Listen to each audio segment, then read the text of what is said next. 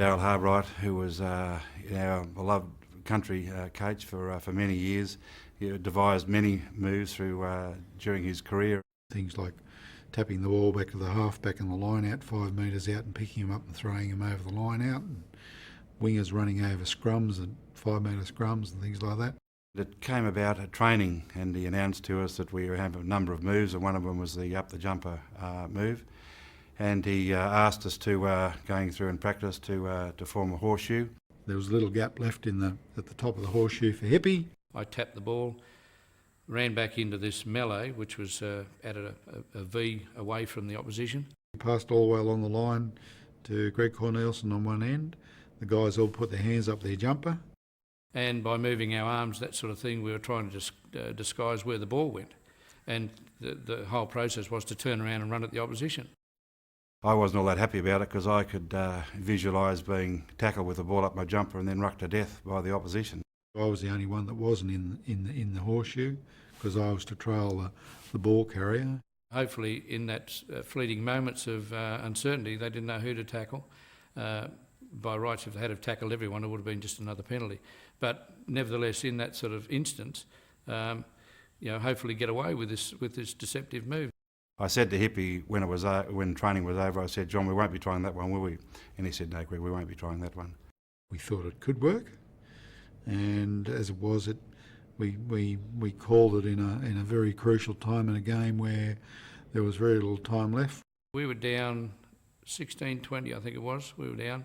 In those days, it was only 4 points for a try, and we were awarded a penalty. It was about 30 odd metres out, I think it was. And we just happened to be right next to Daryl Haberecht and Ross Turnbull, who was the manager. And he was yelled out, "Tap 5, tap 5." And I said, "No, Hippie, tap 1, which is just straight out the backs." And I can still hear Daryl Haberecht calling tap 4, which is the name of the move. Pardon me. So we formed up. I tapped the ball, went back to the guys. They tapped the ball. They all got in a line. The ball's passed along. Well, We moved the ball along to Greg Cornelsen, who was a fairly quick man in his day. I held my jersey out and I put it up the ball under my jumper. They shoved it up the jumper. Well, what are you supposed to do? Tackle everyone in the line? I can remember saying, "Just hit anyone." And we all turned and ran at the opposition. Of course, Greg took off down the sideline. Ray Price was there, dropping everyone in sight, and they were obviously absolutely and totally confused. I ran up and tackled someone. I tackled the end of the line, and he didn't have the ball.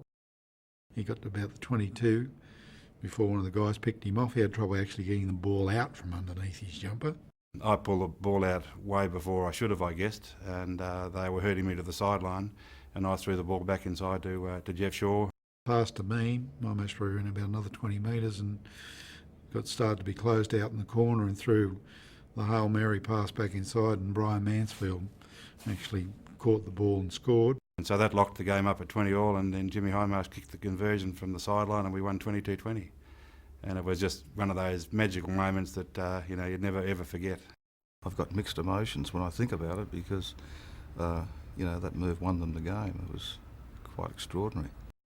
Nothing like that had been done before, and basically when you think about it, it was in this environment, it was a schoolboy sort of prank basically, or deceptive sort of move, and it actually came off in a very, very important game. They put it down as innovative rugby, but it's concealing the ball. We couldn't see it. The International Rugby Board weren't real pleased about it, so they outlawed it and said that it wasn't in the true spirit of rugby. No, it's not. This is a newie of this one. This is a newie. This looks like American gridiron. Well, someone's got the ball, but who is it? There you go! It's Cornelsen. And Shaw's close. Back in field. Who's onto it? And over the line, a big forward. Mansfield, a try! That's right! Mansfield has scored. Uses the chance to make a city or state team in a few months' time. But then you can't knock that old-time religion.